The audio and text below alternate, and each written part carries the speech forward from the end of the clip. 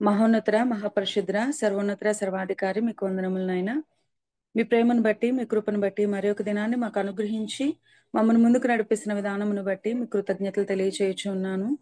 దేవా, ఈ దినమున కొద్ది మాటలు మేమందరము కూడా నేర్చుకోవడానికి ఈ విధంగా కూడుకొని ఉండగా తండ్రి, దయచేసి మీరు మాకు సహాయం చేయండి. కొన్ని మాటలు నీ బిడ్డలకి తెలియచేయబోచు ఉన్నాను. అవి కేవలం నీ ఉద్దేశానుసారంగా మాత్రమే తెలియచేయగలిగేటటువంటి శక్తిని సామర్థ్యంని నాకు అనుగ్రహించి ముందుకు నడిపించమంటూ కార్యక్రమాంతం వరకు మీరే తోడై నడిపించమంటూ వేడుకుంటున్నాను. మా ప్రభు రక్షకుడు అయినటువంటి యేసుక్రీస్తు వారి పేరట వేడుకుంటున్నాను మా ప్రియ పరలోకపు తండ్రి. ఆమేన్.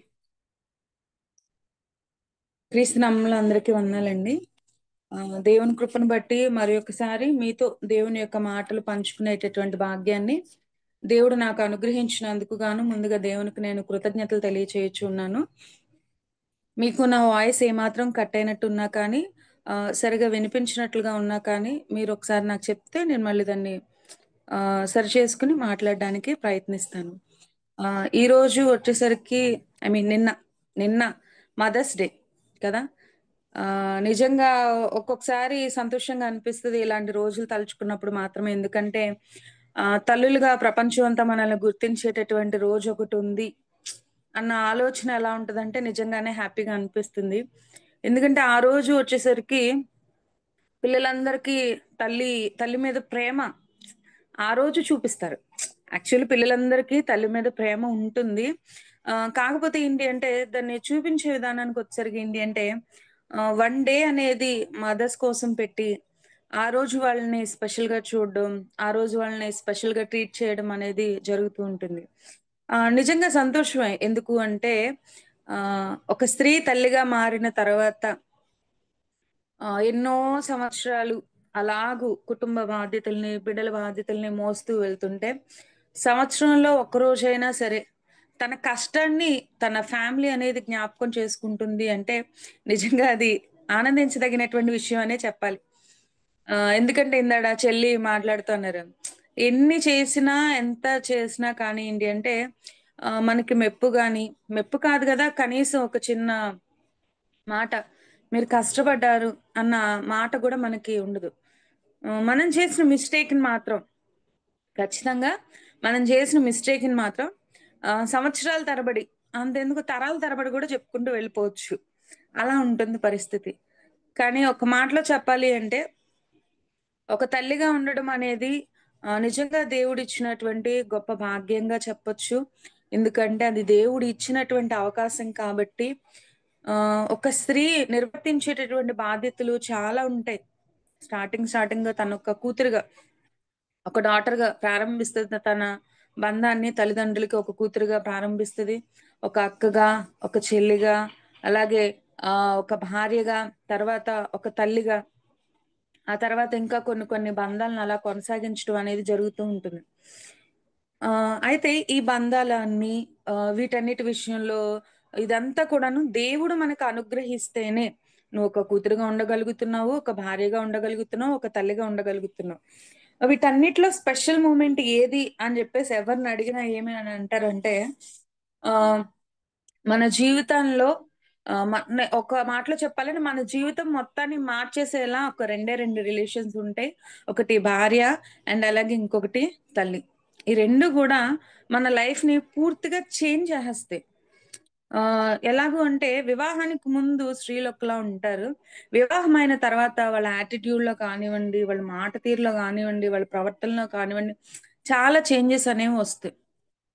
ఇప్పుడు అదే చేంజ్ మరలా ఇంకెక్కడ కనిపిస్తది అంటే, ఒక మదర్ అయిన తర్వాత, ఒక తల్లిగా మారిన తర్వాత నిజంగా ఆ చేంజ్ ఇంకా చాలా గొప్పగా ఉంటదనమాట. ఇంకా ఆ తర్వాత వచ్చేటటువంటి మార్పులు ఇంకా దారుణంగా, భయంకరంగా గూడా ఉంటాయి. అవన్నీ గూడా తల్లులుగా మీరందరూ గూడా అనుభవిస్తూనే ఉన్నారు. ప్రతి తల్లి గూడా అనుభవిస్తూనే ఉంది. తల్లి యొక్క బాధ్యతల విషయానికొచ్చేసరికి చూసుకుంటే, ఆ బాధ్యతల్ని నిర్వర్తించేటప్పుడు తల్లి ఎంత సంతోషపడుతూ ఉంటదో, అంత బాధను గూడా అనుభవించవలసినటువంటి పరిస్థితి ఉంటుంది. తల్లి యొక్క బాధ్యతలు నిర్వర్తించేటటువంటి క్రమంలో ఎంత సంతోషాన్నయితే తను అనుభవిస్తదో, అంతకు మించి కొన్ని సందర్భాల్లో బాధను గూడా అనుభవించవలసినటువంటి పరిస్థితి ఉంటుంది. ఈ భూమి మీద మొట్టమొదటి తల్లి గురించి రాయబడినటువంటి ఒక మాటని మనం చూసుకుని ప్రారంభించుకుందాం. ఆదికాండము 3వ అధ్యాయము 20వ వచనం. ఆదికాండము 3వ అధ్యాయము 20వ వచనం.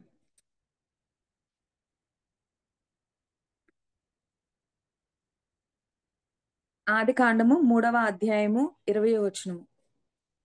ఆదాము తన భార్యకు హవ్వ అని పేరు పెట్టెను. ఏలయనగా ఆమె జీవము గల ప్రతివానికి తల్లి. ఆదాము తన భార్యకు హవ్వ అని పేరు పెట్టాడు. ఎందుకు అనంటే ఆమె జీవము గల ప్రతివానికి తల్లి. దేవుడు పురుషుని సృష్టించిన తర్వాత పురుషుని నుంచి స్త్రీని సృజించడం, తర్వాత జీవము గల ప్రతి వానికి తల్లిగా ఒక స్త్రీ కనబడుతుంది. అది ఎలా అంటే ఆమె 9 నెలల పాటు తన గర్భంలో బిడ్డను మోస్తూ అనేకమైనటువంటి ఇబ్బందుల్ని ఆమె ఎదుర్కొంటూ చివరికి బిడ్డను ప్రసవించడం అనేది జరుగుతుంది. అంటే తను ఒక బిడ్డకి ప్రాణం పోసినట్లుగా ఇక్కడ మనం చూస్తున్నాం. జీవము గల ప్రతి వానికి తల్లి అంటే తన ద్వారా తన ద్వారా అంటే దేవుడు తన ద్వారా అనేక మంది భూమి మీదకి రావాలి అని చెప్పేసి కోరుకున్నాడు. ఒక స్త్రీ యొక్క గర్భము ద్వారా ఇంకా అవ్వమ్మ గారి దగ్గర నుంచి కూడా ఇప్పుడు వరకు ఉన్నటువంటి ప్రాసెస్ ఏంటి అంటే ప్రతి మానవుడు కూడా ఖచ్చితంగా తల్లి గర్భం నుంచే రావాలి. యేసుక్రీస్తు వారు కూడా తల్లి గర్భం నుంచే రావాలి. అటువంటి పరిస్థితి నేటికి కూడా ఉంది. అది దేవుడు పెట్టినటువంటి నియమం. అయితే జీవము గల ప్రతి వానికి తల్లి. ఈ భూమి మీద జీవిస్తున్నటువంటి మనుషులందరికీ కూడా తల్లిగా హవ్వమ్మ గారు మనకు కనపడుతూ ఉన్నారు. ఆ తర్వాత వచ్చేసరికి శారమ్మ గారి విషయంలో కూడా నేను ఆమెను ఆశీర్వదిస్తాను, ఆమె అనేక జనములకు తల్లిగా ఉంటుంది అని చెప్పేసి శారమ్మ గారి గురించి కూడా ఒక ఆశీర్వాదం అనేది ఇవ్వబడింది. అలాగే ఈ పిల్లల్లో కనడం అనేది కూడా దేవుడు ఆశీర్వాదంగా ఆదాము హవ్వలకు ఇచ్చినట్లుగా మనం చూడగలం. దేవుడు ఆదాము హవ్వలను సృష్టించిన తర్వాత దేవుడు వారిని ఆశీర్వదించిన ఎట్లనగా మీరు ఫలించి ఈ భూమిని నిండించండి, విస్తరించండి అని చెప్పేసి. అంటే ఏంటి, పిల్లలు పుట్టడం అనేది ఆశీర్వాదంగా ఇవ్వబడింది. అయితే ఈ ఆశీర్వాదం వెనక ఎంత బాధ ఉన్నదో ఒకసారి ఆలోచన చేద్దాం. దేవుడు చెప్తున్నాడు ఆదికాండము 3వ అధ్యాయము 16వ వచనంలో. ఆదికాండము 3వ అధ్యాయము 16వ వచనం. ఆదికాండము 3వ అధ్యాయము 16వ వచనం. ఆయన స్త్రీతో, నీ ప్రయాసమును నీ గర్భ వేదనను నేను మిక్కిలి హెచ్చించెదను, వేదనతో పిల్లలను కందువు. జీవము గల ప్రతివానికి తల్లి అయినటువంటి హవ్వమ్మ అయినా సరే ఎలా పిల్లల్ని కంది అంటే వేదనతోనే పిల్లల్ని కంది. పైగా వారు చేసినటువంటి తప్పును బట్టి దేవుడు వాళ్ళకి శిక్ష విధించి ఉన్నాడు. గర్భవేదనని ఇంకా హెచ్చించేశాడు. అంటే పిల్లల్ని కనేటటువంటి టైంలో ఆవిడ పడినటువంటి బాధ వేదన సామాన్యమైనటువంటిది కాదు. ఎందుకంటే ఇక్కడ ఉన్నటువంటి ప్రతి తల్లికి తెలుసు, ఒక బిడ్డకి జన్మనివ్వటము అనేది సామాన్యమైన విషయమా అని అంటే కాదు. ఎలా కాదు అని చెప్పగలం అంటే దేవుడు చెప్పేశాడు, మిక్కిలి వేదన గర్భవేదన అనేది ఇంకా ఆయన హెచ్చించేశాడు. మామూలుగానే గర్భవేదన ఉండాలి, తల్లి బిడ్డను కనేటప్పుడు దాన్ని దేవుడు ఇంకా హెచ్చించడము అనేది జరిగింది. అంటే ఆలోచించండి, ఒక తల్లి బిడ్డను కనాలి అంటే చాలా వేదన పడాలి. ప్రతి ఒక్కరి ఆలోచన ఏంటి అంటే కేవలం కనేటప్పుడు మాత్రమే తల్లి వేదన పడుతుంది, కేవలం కనేటప్పుడు మాత్రమే బాధపడుతుంది, కేవలం కనేటప్పుడు మాత్రమే ఆ నొప్పిని భరించలేక విలువిల్లాడిపోతుంది అని. కానీ నిజానికి బిడ్డ గర్భాన పడినది మొదలుకొని బిడ్డ గర్భం నుంచి బయటకు వచ్చేంత వరకు కూడా తల్లి ఏదో ఒక రీతిలో, ఏదో ఒక విధానంలో ఏదో ఒక ఇబ్బందికి గురవుతూనే ఉంటుంది. నిద్ర విషయంలో లేమి, అలాగే ఆహారం సరిగా తీసుకునేటటువంటి పరిస్థితి కూడా ఉండదు. ఇంకా చాలా సరైనటువంటి పనులు చేసుకునేటటువంటి అవకాశం ఉండదు. అండ్ అలాగే ఆ సమయంలో సరైనటువంటి ప్రేమ గాని, ఆదరణ గాని, సహాయం గాని దొరకకపోతే ఆమె పడేటటువంటి ఇబ్బంది, ఆర్థిక పరమైనటువంటి ఇబ్బందుల్లో ఉండటం వలన కూడా కడుపులో ఉన్నటువంటి బిడ్డకి సరైన ఆహారం తను పెట్టలేకపోతే బిడ్డ ఏమైపోతాడు అనేటటువంటి ఆలోచన, ఇంకొక మాటలో చెప్పాలి అంటే, ఈ 9 నెలలు కూడా బిడ్డను మోసేటటువంటి క్రమంలో తల్లి చేసేటటువంటి పనేంటి అంటే, నాకేమైనా పర్వాలేదు. నాకిది నచ్చినా, నచ్చకపోయినా, ఇలా బాగున్నా, బాగోపోయినా పర్వాలేదు. నా కడుపులో ఉన్నటువంటి బిడ్డ మాత్రం బావుండాలి. తను మాత్రం సేఫ్‌గా ఉండాలి. తను మాత్రం క్షేమంగా రావాలి అని చెప్పేసి. మీరందరూ గూడా బిడ్డలకి తల్లులే. మీ ప్రసవ టైంలో మీరు ప్రార్థన చేసుకొని ఉండి ఉంటారు. ఏంటో తెలుసా? అయ్యా! ఇద్దరం క్షేమంగా ఉండాలి. మళ్ళీ ఒక చిన్న డౌట్. ఒకవేళ ఏదన్నా అయితే నాకేదైనా పర్వాలేదు. నా బిడ్డకి మాత్రం ఏమీ కాకూడదు. అంటే తల్లి ఆలోచన ఎలా ఉంటుంది అంటే బిడ్డ కోసం ప్రాణం పెట్టడానికి నువ్వు సిద్ధపడతావు అంటే ఓకే. చచ్చిపోయే పరిస్థితొస్తదని ఓకే. అందరికీ తెలుసు. డెలివరీ టైమ్‌లో చాలా మంది మదర్స్ చనిపోయారు. డెలివరీ అది జరుగుతున్నటువంటి టైంలో చాలా మంది మదర్స్ చనిపోవడం అనేది జరిగింది. ఈ విషయం తెలియకుండా డెలివరీ అయినటువంటి వాళ్ళు ఎవరు లేరు. ఒక్కొక్క సందర్భంలో బిడ్డను కంటే ప్రాణం పోయేటటువంటి పరిస్థితులు ఉంటాయి.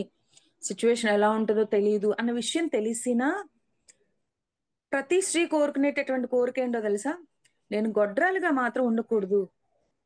ఒక పన్నంటి బిడ్డకి జన్మనిచ్చి చనిపోయినా పర్వాలేదు. నా ద్వారా ఒక ప్రాణం ఈ భూమి మీదకి రాగలిగితే చాలు అనేటటువంటి ఆలోచన తన ప్రాణాన్నైనా సరే త్యాగం చేసేంత స్థితికి వెళ్ళిపోతది. నిజంగానండి. మనం ఎవరి కోసమన్నా ప్రాణం పెట్టాలి, చేయాలి అనంటే, వాళ్ళతో ఎక్కువ రిలేషన్ ఉండాలి. వాళ్ళు మన కోసం చాలా మేలు చేసుండాలి. వాళ్ళు మన కోసం చాలా మనకు మేలుకరమైనటువంటి, మంచి జరిగించేటటువంటి విషయాలు చేసుండాలి. అలాంటి వాళ్ళ కోసం మనం సహాయం చేయాలి అన్నా, వాళ్ళ కష్టంలో వాళ్ళని ఆదుకోవాలన్నా, ఇన్ కేస్ వాళ్ళ మీద మనకెక్కువ ప్రేమ ఉంటే, వాళ్ళని కాపాడుకోవడం కోసం మన ప్రాణాలను అడ్డం పెట్టడానికైనా సరే మనం ట్రై చేస్తాం. కానీ మనం చూడలేదు. ఎలా పెరుగుతారో తెలీదు. ఎలా ఉంటారో తెలీదు. బయటకొచ్చిన తర్వాత నిన్ను సరిగ్గా చూసుకుంటారో లేదో తెలీదు. నిన్ను ప్రేమిస్తారో లేదో తెలీదు. అవునా? వచ్చేది ఆడబిడ్డో తెలీదు. మగబిడ్డో తెలీదు. కానీ వాళ్ళ కోసం మనం ఏం జేయాలనుకుంటామంటే, నేను చనిపోయినా పర్వాలేదు.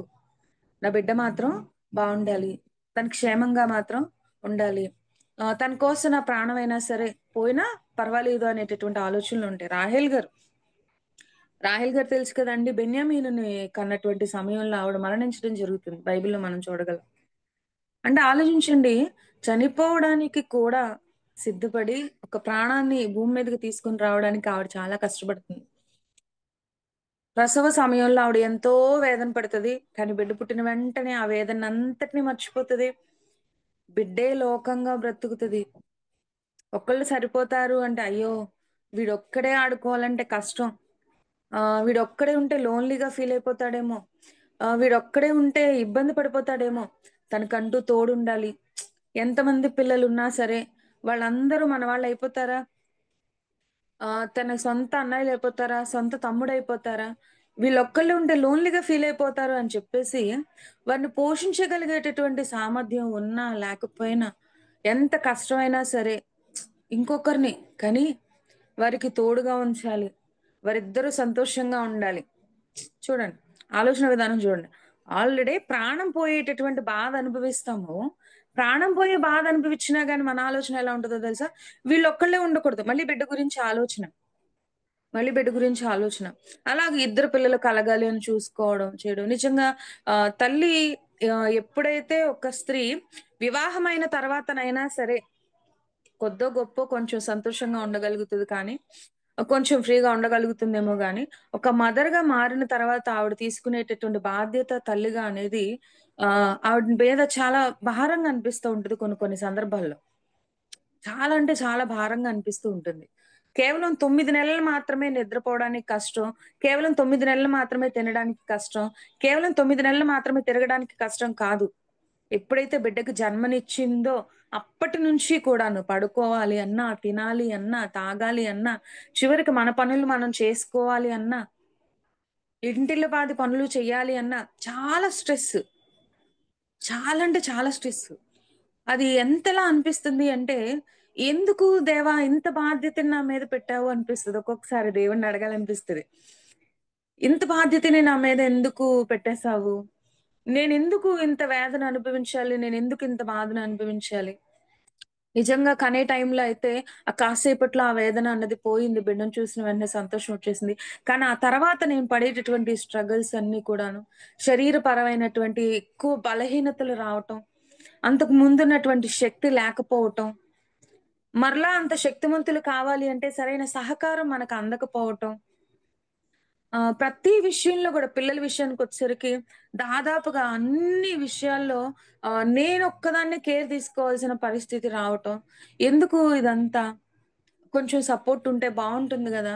ఈ గృహ పరిపాలన అనేటటువంటి భారం నా మీద వేసేసి, అటు భర్త కుటుంబము, ఇటు నా కుటుంబము అంటే నా తల్లి యొక్క కుటుంబము, అలాగే ఇప్పుడు నా కుటుంబంగా నువ్విచ్చినటువంటి పిల్లలు, ఇవన్నీ గూడాను ఒకానొక సందర్భంలో అంటే ఇవన్నీ గూడా మనం ఈజీగా హ్యాండిల్ జేసుకుంటూ పరిస్థితులన్నీ చక్కగా సజావుగా వెళ్ళిపోతున్నాయనుకోండి, మనకెప్పుడు ఇబ్బందనిపించదు. ఎప్పుడైతే మనం అనుకున్నట్లుగా కాకుండా అనుకున్న దానికన్నా చాలా ప్రతికూలంగా పరిస్థితులు వెళ్తూ ఉన్నప్పుడు, మనసు చాలా అంటే చాలా నలిగిపోతూ ఉంటుందండి. ఆ సమయంలో మన శరీరం గూడా సహకరించక, ఆహ్, మనకి ముందుకు నడిపించేటటువంటి సహాయం గూడా లేక, అట్‌లీస్ట్ కనీసం ఒక మాట సహాయం గూడా చేసి, "నువ్వు చేయగలవు, చెయ్యి" అని చెప్పేటటువంటి సహాయం గూడా లేక, ప్రతి ఒక్కరు గూడాను, మేమెన్నో చేసుకున్నాం, మీరు చేసుకోలేకపోతున్నారా? కనీసం ఇది గూడా చేయలేకపోతే ఎలాగో ఒక తల్లిగా, ఇటువంటి మాటలన్నీ వస్తూ ఉంటాయి. దానికి తోడు పిల్లల్ని కని పెంచిన తర్వాత ఇంక పిల్లలే తిరిగడుగుతారు. "నన్నెవరు కనమన్నారు నిన్ను? నేను కనమని చెప్పానా? 9 నెలలు మోసానంటున్నావు, కన్నానంటున్నావు. నేనడిగానా? నేను చెప్పానా? ఎవరు కనమన్నారు?" అని పిల్లలే తిరిగి ప్రశ్నించడం. పిల్లలేదన్నా తప్పు చేశారనుకోండి, "అదిగో నీ పెంపకం అలా ఉంది. ఆ! అలా పెంచావు నీ పిల్లల్ని. కనీసం పిల్లల్ని సరిగా పెంచడం గూడా చేత కావటం లేదా?" అనేటటువంటి మాటలు. అంతెందుకండి. మనం బైబిల్ క్లాస్‌కి వెళ్ళినప్పుడు కానివ్వండి, చర్చ్‌కి వెళ్ళినప్పుడు కానివ్వండి, లేదా బయట ఏ ఫంక్షన్‌కైనా వెళ్ళినప్పుడు కానివ్వండి, పిల్లలు ఎక్కువగా ఎవరితో ఉంటారు? సాధ్యమైనంత వరకు గూడా ఎక్కువ తల్లితోనే ఉండేటటువంటి అవకాశాలు. ప్లస్ ఒకవేళ తల్లిని విడిచి పక్కకు వెళ్ళి వాళ్ళు ఏదన్నా ఒక మిస్టేక్ జేశారనుకో, ముందు ఎవరి మీద కేకలేస్తారంటే తల్లి మీదే కేకలేస్తారు. "ఏం చేస్తున్నావు? పిల్లోడు ఏం చేస్తున్నాడు అన్నది నువ్వు చూసుకోవాలి కదా! పిల్లవాడు ఏం చేస్తున్నాడన్నది నువ్వు చూసుకోవాలి కదా!" అసలు పిల్లలేదన్నా రాంగ్ వర్డ్స్ యూజ్ చేశారనుకోండి, అసలు పిల్లోడి పద్ధతేమన్నా బావుందా నువ్వసలు? వాడికి పలకరించడం రావట్లా, మాట్లాడడం రావట్లా, ఎంత హార్ష్‌గా బిహేవ్ చేస్తున్నాడు. ఒక తల్లిగా నువ్వేం నేర్పిస్తున్నావు అంటారు. వాడికి అన్నం తినడం సరిగ్గా రాలేదనుకోండి, కనీసం అన్నం తినడం కూడా నేర్పించలేకపోతున్నావా అంటారు. మాట్లాడడం రాకపోయినా తల్లి తప్పే, లేకపోతే వాడికి చదువు రాకపోయినా తల్లి తప్పే, ఎదుటి వాళ్ళతో సరైన ప్రవర్తన లేకపోయినా తల్లి తప్పే, వాడి జీవితంలో ఎదగలేకపోయినా రేపు కుమారుడు గూడా ఏమంటాడంటే, "ఏం పెంచావు నన్నిలా చేసావని" కుమారుడు గాని, కుమార్తె గాని నిందిస్తారు. ఇలా మనం చూసుకుంటూ పోతే లైఫ్ లాంగ్ ఇవే కనిపిస్తా ఉంటాయి. కదా! వీన్నిటి మధ్య స్ట్రగుల్ అవుతూ ఏదో ఒక రకంగా దేవుడి మీద ఆధారపడి దేవా నువ్వే నాకు ఆధారం అని ముందుకెళ్తున్నటువంటి టైంలో ఏమనిపిస్తూ ఉంటది అంటే ఆహ్, ఒకదాని తర్వాత ఒకటి, ఒకదాని తర్వాత ఒకటి, ఒకదాని తర్వాత ఒకటి మనకొచ్చేటటువంటి హెల్త్ ఇష్యూస్, మానసికంగా మనం స్ట్రగుల్ అయిపోవడం. ఒకానొక సందర్భంలో నేను ఈ బాధ్యతల్ని నిర్వర్తించలేనేమో, వీటి నుంచి పక్కకు తప్పుకుంటే బావుంటుంది. వీటిని విడిచిపెట్టేసి దూరంగా వెళ్ళిపోతే బావుంటుంది అనేటటువంటి ఆలోచన చాలా మంది స్త్రీల్లో ఉంటుంది. చాలా మంది స్త్రీల్లో ఉంటుంది. పురుషులైనా, స్త్రీలైనా మానసికంగా కొన్ని కొన్ని సందర్భాల్లో ఎన్నో ఇబ్బందులు ఎదుర్కోవాల్సొస్తూ ఉంటుంది. అయితే ఎక్కువగా రిలేషన్స్‌తో ఈ మదర్‌గా కానివ్వండి, యాస్ ఎ వైఫ్‌గా కానివ్వండి, మిగిలిన రిలేషన్స్ ద్వారా కానివ్వండి, స్త్రీలు చాలా వరకు గూడాను ఒత్తిడికి గురైపోవడం అనేది జరుగుతూ ఉంటుంది. ఎంత ఒత్తిడికి గురైనా మళ్ళీ తల్లేమంటదో తెలుసా? "బిడ్డ ఎన్నన్నా సరే, నువ్వు నా కొడుకురా." వాడు తప్పు చేసినా సరే, "నువ్వు నా కొడుకువే. నువ్వు ఎన్ని మిస్టేక్ చేసినా సరే" అంటారు తల్లి కడుపులో పెట్టుకొని చూసుకుంటుంది అని జెప్పేసి. నిజమే. ఒక మదర్‌గా ఇప్పటి వరకు గూడా మనం పడుతున్నటువంటి స్ట్రగుల్ తెలుసుకున్నాం. ఎంత బాధపడుతున్నాం, ఎంత ఇబ్బంది పడుతున్నాం, ఎంత స్ట్రగుల్ ఫీల్ అవుతున్నాం, ఇవన్నీ మనకు అర్థమైంది. ఓకే. ఇవన్నీ ఫేస్ చేస్తున్నాం. ఒకానొక టైంలో విడిచిపెట్టాలనిపించినా విడిచిపెట్టలేం. ఒకవేళ భర్త వల్ల పిల్లలకి ఆపదుంది అనుకుంటే, అవసరమైతే భర్తనన్నా విడిచిపెట్టేసి, పిల్లల పక్షాన నిలబడేటటువంటి తల్లులు ఈ రోజుల్లో చాలా మందున్నారు. చాలా మందున్నారు. అలాగే వారికున్నటువంటి రకరకాల ఆశల నిమిత్తం, కోరికల నిమిత్తం, వాటిని తీర్చుకోవాలి అనేటటువంటి ఆలోచనతో అక్రమ సంబంధాలు అనేవి పెట్టుకుని పిల్లల్ని చంపేసేటటువంటి తల్లులు కూడా ఉన్నారు. ఓకే. అలాంటి వాళ్ళు గూడా లోకంలో ఉన్నారు. కానీ దేవుడు మనకిచ్చినటువంటి ధన్యత ఏంటి అంటే, దేవుని వాక్యంలో మనల్ని ఉంచడం వలన అటువంటి స్థితిలో మనం లేకుండా ఉన్నాం. దానికి దేవుడు కృతజ్ఞతలు తెలియజేస్తూ ఉన్నాను. ఇంత కష్టపడేటటువంటి మనం, ఒక విషయంలో చాలా వరకు ఫెయిల్ అయిపోతూ ఉంటాం. చాలా వరకు ఫెయిల్ అయిపోతూ ఉంటాం. అది ఏంటి అంటే, ఈ పిల్లల్ని పెంచేటటువంటి విషయంలోనేనండి. మనల్ని బాగా నిరుత్సాహం గురవడానికి గల కారణం ఏంటి అంటే, ఈ పిల్లల్ని పెంచేటటువంటి విషయంలో మనం ఎదుర్కొనేటటువంటి స్ట్రగుల్స్ అన్నమాట. ఒక మాట చెబుతాం, వాళ్ళు వినరు. చిన్నప్పుడు గదా! వినరు. పెద్దయితే వింటారా అనుకుంటాం. పెద్దయిన తర్వాత కూడా వినరు. సర్లే వాళ్ళకి పిల్లలు పుట్టిన తర్వాతన్నా వాళ్ళ మార్పొస్తది అనుకుంటాం. అయినా ఉండదు. అలాంటి టైంలో అనిపిస్తూ ఉంటది. ఒక తల్లిగా నేనేం సాధించాను? ఒక తల్లిగా నేనేం చేయగలిగాను? ఒక తల్లిగా వాడి కోసం నా ప్రాణాన్ని అడ్డం పెట్టగలిగాను. ఒక తల్లిగా నేను చేయగలిగినటువంటి ప్రతి త్యాగాన్ని చేయగలిగాను. కానీ ఒక మంచి కుమారుడికి తల్లిగా నేను నిలవబడగలిగానా? ఒక మంచి కుమార్తెకు తల్లిగా నేను ఉండగలిగానా? అనేటటువంటి ప్రశ్న ఒక్కొక్కసారి తలెత్తేటటువంటి అవకాశాలొస్తాయి. ఎందుకంటే నేడు సమాజంలో ఉన్న పిల్లలు చూడండి. ఎంత దారుణంగా ఉన్నారు అంటే అంత దారుణంగా ఉన్నారు.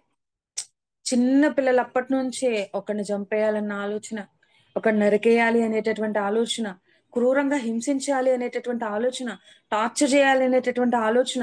ఈ ఆలోచనలను నిజంగా ఇవన్నీ మన మీదే నిజంగా ప్రయోగిస్తారో ఏంటో తెలీదు గానీ, టార్చర్ చేయడం అనేది ముందుగా తల్లుల్ని టార్చర్ చేయడంతోనే ప్రారంభం అవుతది. ఆ తర్వాత సమాజంలో ఉన్న వాళ్ళందరిని కూడా టార్చర్ చేసుకుంటూ వెళ్ళడం. ఈ రోజు పిల్లల్లో ఉండేటటువంటి ప్రవర్తనని చూస్తుంటే నిజంగా ఎలా ఉందంటే, ఏ పిల్లల్ని చూసినా క్యూట్‌గా ఉన్నారు గదా! అని పలకరించాలన్నా భయమేస్తుంది. పైకి ఆ క్యూట్‌నెస్ అంతా గూడాను. పైకి ఆ క్యూట్‌నెస్ అంతా గూడాను. నువ్వు కనిపిస్తే, నువ్విలా పలకరిస్తే వాడు తిరిగి ఏమంటాడో తెలీదు.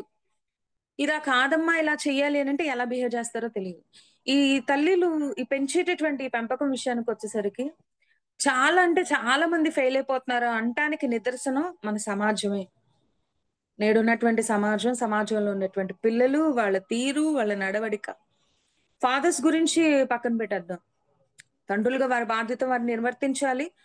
అయితే వారి గురించి పక్కన పెట్టేసి కేవలం మన గురించి మనం తీసుకుంటే, మనం ఎలా బోధిస్తే, మనం ఎలా పిల్లలకి నేర్పిస్తే, వాళ్ళు గొప్పవాళ్ళుగా సమాజంలోనూ, దేవుడి ముందు కనిపించేటటువంటి అవకాశం ఉంటుంది. ఎందుకంటే అండి, ప్రాణం పెట్టడానికి కూడా మనం సిద్ధపడింది, ఒక దుర్మార్గుడిని ఈ సమాజానికి పరిచయం చేయడం కోసం కాదు. ఒక దుష్టురాలిని సమాజానికి పరిచయం చేయడం కోసం కాదు. ఒక దొంగని ఈ సమాజానికి పరిచయం చేయడం కోసం కాదు. ఒక వ్యభిచారిని ఈ యొక్క సమాజానికి పరిచయం చేయడం కోసం కాదు. మనందరి ఆశ ఏంటో తెలుసా? మన పిల్లలెప్పుడు గూడా ఆడపిల్లలైతే ఒక రూత్‌లాగా, ఎస్తేరులాగా, దెబోరాలాగా మన ఆలోచనలన్నీ ఇలాగుంటాయి. అవునా? మగ పిల్లాడైతే యేసుక్రీస్తు వారిలాగా, దావీదులాగా ఇలాగు ఎక్స్‌పెక్టేషన్స్ అయితే ఇలా ఉంటాయి. కానీ రిజల్ట్ వచ్చేసరికి ఏమైపోతుంది అంటే దానికి వ్యతిరేకంగా వచ్చేస్తూ ఉంటుంది. రిజల్ట్ అలా రావట్ల. అలాంటి సమయంలో చాలా అంటే చాలా బాధనిపిస్తూ ఉంటుంది. సో, ఈరోజు మనం ఒక విషయాన్ని పర్టిక్యులర్‌గా నేర్చుకుందాం. ఎలా చెబితే పిల్లలు దేవునిలో నిలబడిపోయి చిన్నప్పటి నుంచి పెద్దవాళ్ళ వరకు కూడా చక్కగా ఉండడానికి అవకాశం ఉంటుంది అని జెప్పేసి. ఫస్ట్ ఒక తల్లిగా నువ్వెలా ఉండాలి? ఒక తల్లిగా పిల్లల విషయంలో నువ్వెలా ఉండాలి? సామెతల గ్రంథం ఒకటో అధ్యాయం 8 వచనం. సామెతల గ్రంథం ఒకటో అధ్యాయము 8 వచనం. సామెతల గ్రంథము ఒకటవ అధ్యాయము 8 వచనం. నా కుమారుడా నీ తండ్రి ఉపదేశము ఆలకింపుము. నీ తల్లి చెప్పు బోధను త్రోసివేయకము. ఓకేనా? నీ తల్లి చెప్పు బోధను త్రోసివేయకము. అంటే తల్లి పిల్లలకి ఏం చేయాలి? బోధ చేయాలి. ఓకే. సామెతల 6వ అధ్యాయం 20 వచనం. సామెతల గ్రంథము 6వ అధ్యాయము 20 వచనం. సామెతల గ్రంథము 6వ అధ్యాయం 20 వచనం. నా కుమారుడా నీ తండ్రి ఆజ్ఞను గైకొనుము. నీ తల్లి ఉపదేశమును త్రోసివేయకము. నీ తల్లి ఉపదేశమును త్రోసివేయకము. బోధించాలి, ఉపదేశించాలి. అలాగే కొత్త నిబంధనలో గూడాను పౌలు గారి ద్వారా దేవుడు తెలియజేస్తారు. ఉపదేశించేటటువంటి వారుగా ఉండాలి స్త్రీలు అని చెప్పేసి. వివాహం చేసుకోవాలి, పిల్లలు కనాలి, వారికి ఉపదేశించేటటువంటి వారుగా ఉండాలి అని జెప్పేసి తెలియచేయడం అనేది జరిగింది. అంటే దేన్ని ఉపదేశించాలి? దేన్ని బోధించాలి? ఏ విధంగా బోధించాలి? అది మనం నేర్చుకుందాం ఈరోజు. ఇప్పుడు ఒక తల్లిగా మన బాధ్యత ఏంటి అంటే, ఒక కుమారుడికి నువ్వు జన్మనివ్వడం మాత్రమే కాదు, ఒక కుమార్తెకి నువ్వు జన్మనివ్వటం మాత్రమే కాదు, నువ్వేం చేయాలి అంటే వాళ్ళకి బోధించాలి, ఉపదేశించాలి. దేన్ని బోధించాలి? ఎలా బోధించాలి? సామెతల గ్రంథము 29వ అధ్యాయము 18వ వచనం. సామెతల గ్రంథము 29వ అధ్యాయము 18వ వచనం. సామెతల గ్రంథం 29వ అధ్యాయం 18వ వచనం. దేవోక్తి లేని ఎడల జనులు కట్టులేక తిరుగుదురు, ధర్మశాస్త్రం అనుసరించువాడు ధన్యుడు. దేవుడు ఇక్కడ మనకు చెప్తుంది ఏంటి అంటే, దేవోక్తి లేకపోతే జనులు కట్టు లేకుండా ఇష్టం వచ్చినట్టుగా ఉంటారు. వారి ప్రవర్తన, వారి మాట తీరు, వారి నడవడిక, వారు చేసేటటువంటి ఆలోచనలు, వారి ప్రతి క్రియ కూడాను విచ్చలవిడితో కూడుకొని ఉంటుంది. ఈరోజు మనం సమాజంలో చూడొచ్చు ఆ ప్రవర్తనని, ఆ విధానాన్ని తరతరాలుగా కనపడుతూనే వస్తుంది. అంటే ఆలోచించండి, దేవోక్తి లేకపోతే సమాజం ఎలా మారిపోతుంది అంటే అలా మారిపోతుంది. ఎవరైతే ధర్మశాస్త్రం అనుసరించి నడుస్తారంటే దేవోక్తిని అనుసరించి నడిచినటువంటి వారు ధన్యులుగా ఉండగలుగుతారు. అక్క, మరి మీరు సమాజంలో ఉన్న చెడ్డవాళ్ళ గురించి మాట్లాడుతున్నారు. మరి మంచి వాళ్ళు గూడా కొంతమంది ఉన్నారు కదా! మరి వాళ్ళు పెంచినటువంటి తల్లులు గూడా ఉన్నారు కదా! అంటే యెస్, నిజమే. మంచివారు ఉన్నారు. వాళ్ళు పెంచినటువంటి తల్లులు ఉన్నారు. కానీ ఎక్కువ శాతం ఎవరున్నారో ఒకసారి చెప్పండి.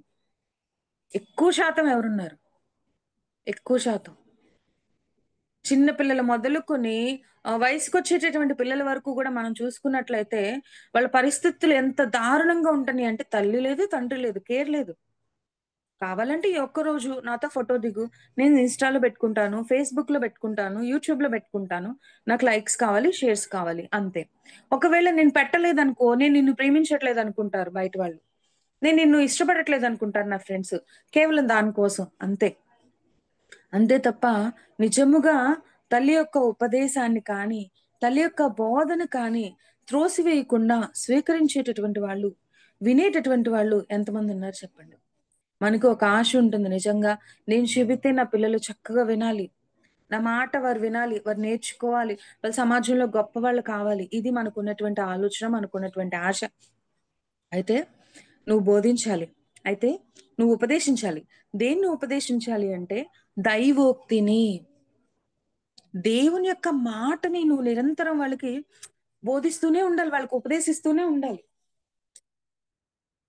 చాలా మంది అంటూ ఉంటారు. చిన్న పిల్లలప్పుడు చక్కగా నా మాట విన్నారు నా పిల్లలు. చర్చ్‌కొచ్చారు, పాటలు పాడారు. సండే స్కూల్‌లో బోలెడన్ని ప్రైజెస్ వాళ్ళకే వచ్చినియి. అసలు నిజంగా ఎంత బుద్ధిగా, ఎంత వినయంగా ఉండేవాళ్ళో అంత వినయంగా ఉండేవాళ్ళు. వన్స్ ఒక్కసారి వాళ్ళు పెరిగిన తర్వాత ఒక్కసారిగా నా మాట వినటం లేదు. నేను చిన్నప్పటి నుంచి వాళ్ళ భక్తి జీవితంలోనే పెంచుతూ ఉన్నాను. చిన్నప్పటి నుంచి వాళ్ళని దైవికంగానే నేను నడిపిస్తూ ఉన్నాను. వారి కోసం నేనెంతో కన్నీరు కార్చి ప్రార్థన చేస్తూ ఉన్నాను. కానీ ఒకానొక టైమొచ్చేసరికి పిల్లలు నా మాట కాదంటున్నారు అనేటటువంటి ఆలోచన నిజంగా చాలా కృంగదీసేస్తా ఉంటది. చాలా మంది తల్లుల్లో, తండ్రుల్లో గూడా ఇదే ఒక కంప్లెయింట్‌గా ఉంటుందన్నమాట. అయితే బాగా గమనించండి. చిన్నప్పటి నుంచి గూడాను మనం ప్రార్థన చేయడం నేర్పిస్తున్నాం. మంచిది. పాటలు పాడడం నేర్పిస్తున్నాం. మంచిది. వాక్యం చెప్పడం నేర్పిస్తున్నాం. మంచిది. పెద్దవాళ్ళతో ఎలా నడుచుకోవాలన్నది కొంతవరకు మనం నేర్పించగలుగుతున్నాం. మంచిది. కానీ దేవోక్తి, దేవుని యొక్క మాటల్ని సరైనటువంటి రీతిలో వారి హృదయంలోకి చొచ్చుకునేలాగా మనం ప్రయత్నించాలి. దేవుని యొక్క మాటలు వారి హృదయంలోకి చొచ్చుకునేలాగా మనం ప్రయత్నించాలి. అప్పుడేమవుతది అంటే, వారి యొక్క హృదయంలో ఆ యొక్క మాటలున్నప్పుడు, వారు ఎదిగే కొద్దీ కూడాను వాటిని మర్చిపోకుండా, వాటి యందు నిలబడేటటువంటి అవకాశం ఉంటుంది. అయితే, ఇప్పుడు మన దగ్గరున్నప్పుడు బానే ఉంటారు మరి పిల్లలు. హాస్టల్‌కి వెళ్ళినప్పుడు అవ్వచ్చు, స్కూల్‌కి వెళ్ళినప్పుడు అవ్వచ్చు, ఈవెన్ ఫోన్‌లో వీడియోస్ చూసేటప్పుడు అవ్వచ్చు, కొన్ని కొన్ని చూసి వాళ్ళు నేర్చుకోవడం, కొన్ని వాళ్ళు మాట్లాడటం, బయట ఫ్రెండ్స్ దగ్గరికి వాళ్ళు వెళ్ళడం, కొన్ని మాట్లాడడం ఇలాంటివన్నీ జరుగుతూ ఉంటాయి. కాబట్టి మనం ఏం చేయాలి అంటే, చిన్నప్పటి నుంచి గూడా పెద్దయ్యేంత వరకు గూడా ఎప్పుడైనా సరే, ఒక విషయం పిల్లలకి నేర్పించాలంటే మీరొక విషయాన్ని బాగా గుర్తుంచుకోండి. ఒక ఉదాహరణ మీకు చెప్తాను. ఒక ఎగ్జాంపుల్ మీకు చెప్తాను. మీ పిల్లలకి ఫస్ట్ అన్నం తినటం అనేది రాదు చిన్న పిల్లలుగా ఉన్నప్పుడు. అవునా గదా! మీరు తినిపిస్తారు. మీరు తినిపిస్తూ తర్వాత తర్వాత ఏం జేస్తారంటే, వీడు తినే వయసొచ్చింది. ఇంక నేను తినిపించే వయసు కాదు. వీడు తినే వయసొచ్చింది. కాబట్టి ఇప్పుడు నేను చేయాలంటే తినిపించడం అనేది వాళ్ళకి నేర్పించాలి. ఆ నేర్పించే విధానంలో మీరేం చేస్తారంటే, నాన్న స్పూన్ ఇదిగో ఇలా పట్టుకోవాలి. ఇదిగో అన్నం ఇదిగో ఇలా కలుపుకోవాలి. ఇలా అన్నాన్ని ఎగరేయకూడదు. ఇలా కింద పడేయకూడదు అని చెప్పేసి ఎప్పటి వరకు మీరు వాళ్ళకి చెప్తారు? ఒక రోజు చెప్పి విడిచిపెట్టేస్తారా? లేదా ఒక వారం చెప్పి విడిచిపెట్టేస్తారా? లేదా ఒక సంవత్సరం చెప్పి విడిచిపెట్టేస్తారా? ఎప్పటి వరకు అంటే, వాళ్ళకి నీట్‌గా తినడం వచ్చేంత వరకు కూడా మీరు వాళ్ళకి సపోర్ట్ చేస్తారు. మీరు వాళ్ళకి హెల్ప్ చేస్తారు. మీరు వాళ్ళు నేర్చుకునే విధానంలో మీరు చాలా సహాయం జేస్తారు. అవునా కాదా? కేవలం భోజనం దగ్గరే. కేవలం భోజనం దగ్గరే. బయట రెస్టారెంట్‌కి వెళ్తే ఎలా తినాలి? హోటల్‌కి వెళ్ళినప్పుడు ఫోర్క్‌తో తినాల్సొచ్చినప్పుడు కానీ, స్పూన్‌తో తినాల్సొచ్చినప్పుడు కానీ, చేత్తో తినాల్సొచ్చినప్పుడు కానీ ఎలా తినాలి? బయట భోజనాలకు మనం ఒక ఫంక్షన్ హాల్‌కెళ్ళినప్పుడు అక్కడ ఎలా కూర్చోవాలి? ఎలా తినాలి? ఇంట్లో ఉండి భోజనం చేసేటప్పుడు గూడా ఎలా తినాలి? ఇలా ప్రతి విషయంలో గూడా ఏంటంటే, నాన్న ఇక్కడ ఇలా ఉండాలి, నాన్న అక్కడ అలా ఉండాలి, నాన్న ఇక్కడ వాళ్ళు నేర్చుకునేంత వరకు చెప్తావా? ఒకసారి చెప్పి వాడే నేర్చుకుంటాడులే అని వదిలేస్తారా? వాళ్ళు నేర్చుకునేంత వరకు గూడా ప్రతీదీ మనం నేర్పిస్తామండి. నిజంగా తల్లి చాలా పెద్ద గురువు. ఒక మంచి టీచర్. వచ్చేంత వరకు వదలదు. స్కూల్‌లో టీచర్స్ ఏం జేస్తారంటే, చదువు చెప్పి మార్క్స్ వచ్చిన తర్వాత వీడు బాగా డల్లరు, వీడు బ్యాక్ బెంచరు, వీడు సరిగ్గా వినడు, వీడు అలా చేస్తాడు, అలా చేస్తాడు అని అంటారు అంతే. వీడికి బ్రెయిన్ సరిగ్గా ఎదుగుదల లేదు, లెసన్ సరిగ్గా వినడు అని చెప్పేసి మన పిల్లల మీద కంప్లెయింట్ జేస్తూ ఉంటారు. కానీ మనమేం జేస్తా ఉంటాం దెలుసా? మన పిల్లలకి ఏదైనా రాకపోతే వాళ్ళకొచ్చేంత వరకు దగ్గరుండి నేర్పిస్తాం. అది ఒక మంచి టీచర్‌కి ఉండవలసినటువంటి లక్షణం. అలాంటి బెస్ట్ టీచర్ ఎవరంటే మదర్. మనమే. ఇప్పుడు నువ్వు అంత జాగ్రత్తగా నేర్పించాల్సిన విషయం ఏంటో తెలుసా? దేవోక్తి. దేవుని మాట. ఆ దేవుని మాట వాడి హృదయంలో చొచ్చుకుపోయి, దాని నుంచి నేను తొలగిపోకూడదు అనేటటువంటి ఆలోచన వాడికొచ్చి ప్రవర్తించేంత వరకు గూడా మనం ఏం చేయాలంటే, వాళ్ళ విషయంలో చాలా జాగ్రత్త కలిగి వాళ్ళకి నేర్పించాలి. ఎలాంటి విషయాలు వాళ్ళకి చెప్పాలి? ఎలాంటి విషయాలు వాళ్ళకి చెప్పాలి? మన పిల్లలు స్కూలుకి వెళ్ళినప్పటి నుంచి గూడాను ఏంటి అంటే ఆహ్ స్కూలుకి వెళ్ళినప్పటి నుంచి గూడా ఏంటంటే, ఎక్కువ సమయం మనకన్నా కొంచెం ఎక్కువ సమయము బయటున్నటువంటి పిల్లలతోటి ట్యూషన్‌లోను, ఆటల్లోను ఇలా గడిపేటటువంటి సందర్భాలొస్తూ ఉంటాయన్నమాట. ఆ టైంలో ఏమవుతది అంటే, వాళ్ళు వాళ్ళ యొక్క మాటల వైపు గానీ, వాళ్ళు చేసే పనుల వైపు కానీ, వాళ్ళు చూసేటటువంటి వాటి వైపు కానీ, బాగా ఆకర్షితులైపోతూ ఉంటారు. ఆకర్షితులైపోయి, నువ్వెన్ని మంచి విషయాలు చెప్పినా అది మైండ్‌లో ఉండదు. స్కూల్లో ఒకతను ఏదో బ్యాడ్ వర్డ్ యూజ్ చేశాడు. అది మాత్రమే మైండ్‌లో ఉంటుంది. ఒక బాబు ఇంకొక బాబుని కొట్టాడు. అది మాత్రమే మైండ్‌లో ఉంటుంది. అంతే. మనం చెప్పేటటువంటి మంచి విషయాలన్నీ మైండ్‌లో ఉంటున్నాయా అంటే, వాటికన్నా ఎక్కువ ప్రభావం ఏవి చూపిస్తుంది అంటే, అవి చూపిస్తుంది. అయితే ఎటువంటి విషయాలు మనం పిల్లలకి చెప్పాలి అన్న దానిలో ఫస్ట్ థింగ్‌గా సామెతల గ్రంథం 1వ అధ్యాయము 10వ వచనం. సామెతల గ్రంథము 1వ అధ్యాయము 10వ వచనం. సామెతల గ్రంథం 1 అధ్యాయం 10వ వచనం. నా కుమారుడా పాపులు నిన్ను ప్రేరేపింపగా ఒప్పకుము. నా కుమారుడా పాపులు నిన్ను ప్రేరేపింపగా ఒప్పకుము. పాపులు ఏం జేస్తారు అంటే ప్రేరేపిస్తారు. ఏం చేయడానికి? కిందుంటుంది వాళ్ళతో రమ్మని, ఇన్నిన్ని మేలులు జరుగుతాయి మనకి. ఇదిగో ఇలాగో మనం ఏం చేద్దాం అంటే పలు విధాలైనటువంటి మంచి సొత్తులు మనకు దొరుకుతియి. దోపుడు సొమ్ము దొరుకుతది. మనకందరికి ఒకటే సంచి. ఇలాగ. ఇది. ఓకేనా? పాపుల యొక్క లక్షణాలు ఇలాగుంటే వాళ్ళు ఇలాగ ప్రేరేపిస్తారని చెప్పేసి కిందుంది. ఇక్కడ ఈ మాటను బట్టి మనం నేర్పించాల్సింది ఏంటి అంటే, పాపులు నిన్ను ప్రేరేపింపగా ఒప్పకము. ఫస్ట్ పిల్లలకి తెలియాలి. ఏది మంచి, ఏది చెడు. ఒక తండ్రి అంటున్నాడు. ఒక తల్లి టీవీ పెట్టకండండి. వాళ్ళ రిలేటివ్స్ ఇళ్ళకెళ్ళినప్పుడు మా వాళ్ళకి టీవీ పెట్టకండి. నేను టీవీ అలవాటు చేయలేదు అనంటే, ఆ తండ్రి అంటున్నాడు ఏమని అంటే, పిల్లలకి మంచి, చెడు 2 నేర్పించాలి. మంచి, చెడు నేర్పించాలంటే వాడు చూడకుండా ఎలా తెలుస్తది మంచి, చెడు అన్నది? నువ్వు చెప్తే తెలీదా? మంచి, చెడు అన్నది నువ్వు చెప్తే తెలీదా? టీవీలో ఆ మూవీస్ కానీ, ఆ సాంగ్స్ కానీ, ఆ చెడు గాని, ఆ ప్రపంచంలో ఉన్న చెడు గాని మొత్తం నువ్వు చూపించి దగ్గరుండి, ఇదిరా చెడంటే, ఇదిరా మంచంటే అని చెబితేనే పిల్లలకి తెలుస్తుందా? దేవుడు మనిషిని మంచిగానే పుట్టించాడు. యథార్థవంతుడిగానే పుట్టించాడు. దేవుడు మనిషికి మంచినే పరిచయం చేశాడు. మంచినే పరిచయం చేశాడు. మరి పిల్లలకి చెడు తెలియకపోతే ఎలాగండి? అది చెప్పాలి. అది జెప్పాలి. పాపులు నిన్ను ప్రేరేపింపగా ఒప్పకము. ఎవరు పాపులు? ఎవరి ప్రవర్తన ఎలా ఉంటుంది నాన్న? ఇలా మాట్లాడేవాళ్ళుంటారు చూడు, వాళ్ళతో నువ్వు కొంచెం జాగ్రత్తగా ఉండు. వాళ్ళేం చేస్తారు అంటే ఇలా చేయడం బావుంటుందని చెప్తారు. ఇక్కడికి రమ్మంటారు, అక్కడికి రమ్మంటారు, అలా చేయమంటారు, ఇలా చేయమంటారు. అందరం కలిసి ఉందామని అంటారు. అందరం కలిసి పార్టీ చేసుకుందామని అంటారు. అందరం కలిసి ఇక్కడికి వెళ్దామంటారు. అందరం కలిసి అక్కడికి వెళ్దాం అనుకుంటారు. ఇవన్నీ గూడా నిన్నేంటి అంటే వాళ్ళు నిన్ను ప్రేరేపిస్తున్నారు. దేనికి నిన్ను ప్రేరేపిస్తున్నారు? ఇప్పుడు నువ్వు చేసేటటువంటి ప్రతి పని కూడా నువ్వు దేవునికి నిన్ను దగ్గర చేసేదిగా ఉంటుందా? దేవునికి నిన్ను దూరం చేసేదిగా ఉంటుందా? వాళ్ళు మాట్లాడే ప్రతి మాట గూడా నువ్వు వాళ్ళ దగ్గర నుంచి నేర్చుకోవాలనుకుంటున్నావు కదా! ఆ మాటలు నిన్ను దేవునికి దగ్గర చేయాలనుకుంటున్నాయా? దేవుడికి నిన్ను దూరం చేయాలనుకుంటున్నాయా? ఆ అవగాహన అనేది ముందుగా మనం మన పిల్లల్లో తీసుకురావడం అనేది చాలా అంటే చాలా ముఖ్యమండి. ఏది పాపము, ఏది మంచి, ఏది చెడు అనేటటువంటి అవగాహన వారికి లేకపోవడం వలన ప్రతీది లైట్‌గా వాళ్ళు తీసుకోవడం వలన చిన్నదే గదా! పర్వాలేదు. అటువంటి పరిస్థితిలో వాళ్ళు ఉండడం వల్ల ఏమైపోతుంది అంటే, చాలా ఈజీగా వాటికి అట్రాక్ట్ అయిపోవడం అనేది జరుగుతుంది. వాళ్ళు ప్రేరేపిస్తారు పాపల పని అదే ప్రేరేపిస్తారు. నువ్వెంత నీ కొడుకుని, నీ కూతుర్ని నువ్వు కాపాడుకోవాలనుకున్నా సరే, బయటున్నటువంటి సమాజం అంతా పాపలతోనే నిండి ఉంది. నీ కుటుంబంలో ఉన్నటటువంటి వాళ్ళు కూడా ఎంతో మంది చెడ్డవారుగా జీవిస్తున్నటువంటి వారు ఉన్నారు. వారందరి నుంచి బిడ్డలను కాపాడుకోవడం అనేది సామాన్యమైనటువంటి విషయం అంటే నిజంగా ఇదొక పెద్ద యుద్ధం అనే చెప్పాలి. నిన్నటి వరకు మనం చూసాం పాకిస్తాన్ అండ్ ఇండియా మధ్య జరుగుతున్నటువంటి యుద్ధం. ఇప్పుడు నీ పిల్లల్ని నువ్వు ఈ సమాజంలో పాపుల నుంచి కాపాడుకోవటం అనేది ఒక పెద్ద యుద్ధం. అది ఎవరు చేయగలరయ్యా అంటే ఫస్ట్ నువ్వు చేసి గెలిస్తేనే నీ పిల్లలు విన్నర్స్‌గా నిలవబడగలుగుతారు. అంటే ఒకరు నిన్ను ప్రేరేపిస్తే నువ్వు లొంగిపోయేటటువంటి సిట్యుయేషన్‌లో నువ్వు ఉండకూడదు అని నువ్వు నీ పిల్లలకి ట్రైనింగ్ ఇవ్వాలి. చాలా స్ట్రిక్ట్‌గా ట్రైనింగ్ ఇవ్వాలండి. ఆర్మీ ట్రైనింగ్స్ ఎలా ఉంటాయి చెప్పండి? అవునా?